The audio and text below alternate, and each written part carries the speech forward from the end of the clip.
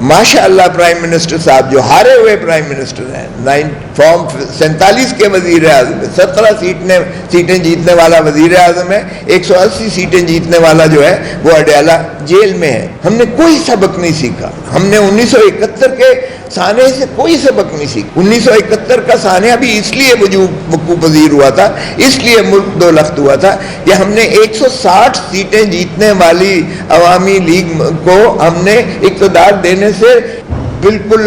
जिद किया था और उस जमात को तोड़ा था, उसमें से लोग तोड़े थे, उसमें से उसी में से एक अमीनुद्दीन को वज़ीर आज़म बना दिया था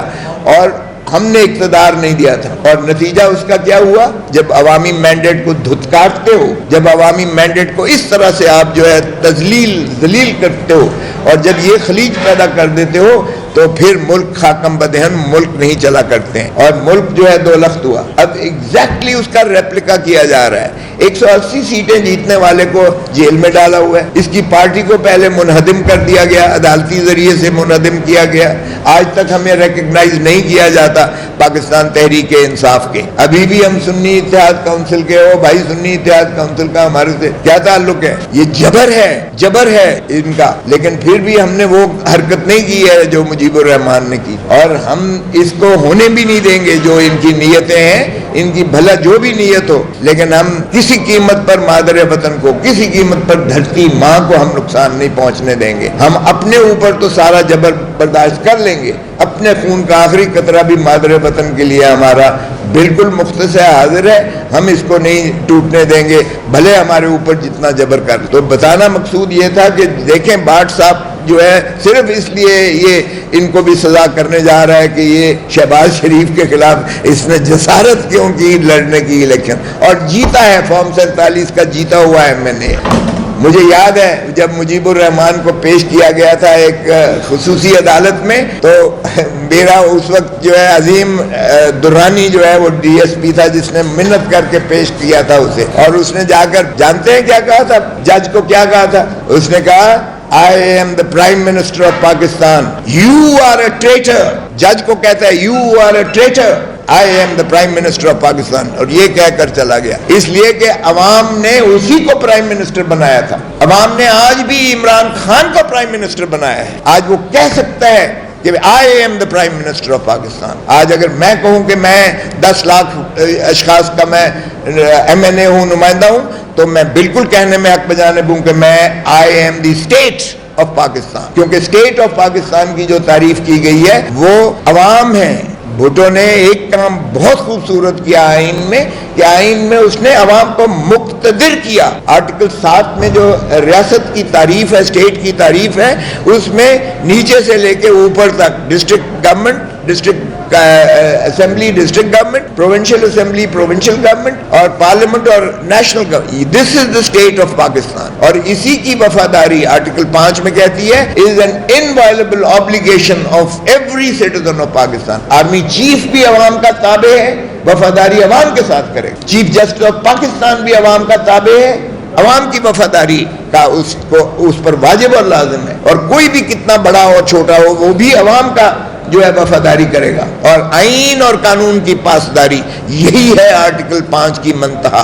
और रियासत का सारा ढांचा हमारा जो है वो मुक्तदर करता है अवाम को, और अवाम ही के साथ वफादारी और आइन के साथ ताबेदारी जो है वो वाजिब और लाजिम है हर शख्स पर। जो बाकी सारी सर्विसेज हैं, मुलाजिम हैं, रियासत के मुलाजिम हैं, अवाम के मुलाजिम हैं, अवाम के खून पसीने की कमाई और उनके टैक्सेस से उनको तनख्वाहें मिलती हैं। इसलिए अवाम ने बाकी जो सर्विसेज बनाई हैं वो इसलिए बनाई है कि रियासत की खिदमत की जाए। अगर फौज है तो वो फौज जो है वो वाजिब उस पर लाजिम है कि वो सरहदों की हिफाजत करे, and in case of emergency civil dictator के ताबे जो है वो काम करे। उसको कोई इख्तियार नहीं है कि वो जो है अवाम के ऊपर डंडे बरसाए या गोलियां मारे और उसको जो है ताबे करके हुकूमतें बनाए और हुकूमतें तोड़े, या पार्टियां बनाए और पार्टियां तोड़े, या -1 का फॉर्मूला करे या -2 का फॉर्मूला करे। ये मैं समझता हूँ सियासी जमातें गद्दारी कर रही हैं, जो इस किस्म के निज़ाम को तस्लीम करके अवाम के साथ जो गद्दारी कर रही हैं, अवाम के साथ जिन्होंने डाका मारकर गासिब है इस रियासत के ऊपर, ये उनको सोचना चाहिए कि तारीख जब लिखी जाएगी اور جب بھی مواخذہ ہوگا آپ کٹہرے میں کھڑے ہو گئے، عوام آپ سے محاسبہ کرے گی، آپ سے پوچھے گی کہ آپ نے ہماری چادر اور چار دیواری کو جس طرح پامال کیا، آپ نے جس طرح ہمارے مینڈیٹ پر ڈاکہ مارا، آپ نے جس طرح ہمیں ذلیل اور رسوا کیا، آپ نے جس طرح ہمارے حقوق چھینے ہیں، اس کا جواب دینا پڑے گا ان کو۔ سو میں سمجھتا ہوں کہ یہ جو ہے اس وقت ہم عدالتوں سے یہی تقاضا کرتے ہیں، خدا را اپنے ضمیر کے مطابق آئین اور قانون کو آپ جواب دو، عوام کو جواب دو، ریاست کو جواب دو۔ آپ جو ہے ایک عمرانی معاہدے کے تحت، اور یہ تفویض شدہ اختیار ہیں اللہ تعالیٰ کی جانب سے، منصف جو ہے جج جو ہے اس کو اللہ کی جانب سے یہ تفویض شدہ اختیار ہے انصاف کرنا۔ وہ دوزخ میں جائے گا جو انصاف بے ایمانی کی بنیاد پر کرے گا، وہ بھی دوزخ میں جائے گا جو نااہلی کی بنیاد پر جو ہے فیصلہ کرے گا۔ صرف اللہ کو جواب دینا ہے تو پھر آپ نے دیکھ لیا کہ اللہ کی لاٹھی بے آواز نہیں، اللہ کی لاٹھی جو ہے وہ بالکل جواب دہ آپ کو ہونا پڑے گا۔ ہم نے دیکھا ہے مولوی مشتاق نے جو ظلم کیا تھا، بھٹو کو پھانسی دی تھی، مولوی مشتاق کی اسی دنیا میں اس کی لاش کو جو ہے مکھیوں نے کھایا تھا اور بھگدڑ میں لوگ مچے تھے۔ اس جہان میں بھی اللہ نے کہا تو یہ تیرے لیے دوزخ ہے، اس جہان میں بھی تیرا منہ سیاہ کالا ہو کر جو ہے ہو گیا تھا۔ اور ضیاء الحق جس نے پھانسی دی تھی بھٹو کو، اس کا بھی اللہ نے وہ حشر کیا تھا کہ ہوا میں بکھر کر اس کی ہڈی پسلی کوئی نظر نہیں آ رہی ہے، اس کی کوئی قبر اور وجود نہیں ہے اس کا۔ سو میں سمجھتا ہوں کہ اللہ کے جو ہے رسی کو مضبوطی سے تھامے جج جو ہے اور انصاف کرے، انصاف کرے گا تو وہ اللہ کے آگے بھی سرخرو ہوگا، پاکستان کے عوام کے آگے بھی سرخرو ہوگا، آئین کے آگے بھی سرخرو ہوگا، اپنی جو ہے وہ ضمیر کے آگے بھی سرخرو ہوگا۔ شاہ محمود قریشی 7 سے لے کر 9 تاریخ مئی تک وہ آغا خان ہسپتال کراچی میں تھا، اس کی بیوی بیمار تھی، یار بیوی بیمار تھی، ساری دنیا نے دیکھا، آپ کے میڈیا نے سارا کور کیا اس کو، وہ وہاں تھا، اور یہ کہتے ہیں کہ جی 9 مئی کے کیس میں یہ FIR نمبر 97 میں، ارے بابا سائفر سے آپ نے کیا تھا، سائفر میں تو وہ بری ہو گیا، سب سے بڑا کیس تو آپ نے اس پر سائفر کا کیا تھا چونکہ وہ فارن منسٹر تھا۔ آپ نے کہا جی ڈونلڈ لوک نے جو ہے بھیجا ہے، یہ آپ نے جو ہے جعلی بنا لیا ہے، اور یہ سائفر جو ہے یہ آپ نے کہا کہ امریکہ نے سازش کی ہے، یہ ڈونلڈ لو نے کہا ہے، کیونکہ اس سائفر میں کیا تھا، اس سائفر کو اتنا ٹرمپٹ کیا، اتنا زیادہ کہا کہ جی غدار ہیں، ملک کے غدار ہیں، سائفر کا بنا، اور سائفر نکلا کیا، ہائی کورٹ نے اسے بری کر دیا۔ انہوں نے کہا کہ بھائی اس میں کون سی غداری کا عنصر ہے؟ ڈونلڈ لو نے کہا کہ اگر تم عمران خان کو پرائم منسٹر شپ سے ہٹا دو گے تو امریکہ تمہیں معاف کر دے گا۔ اب اندازہ کریں یہ پاکستان کو زبان حکم دے رہا ہے، ڈونلڈ لو ایک 3rd ریٹڈ جو ہے بیوروکریٹ حکم دے رہا ہے، اور اگر پرائم منسٹر نے اگر یہ قوم کو بتایا کہ یہ دیکھو جی یہ دھمکی دی جا رہی ہے، اور اس کے پاسداش میں ہم نے نہ صرف اس پر عمل کیا،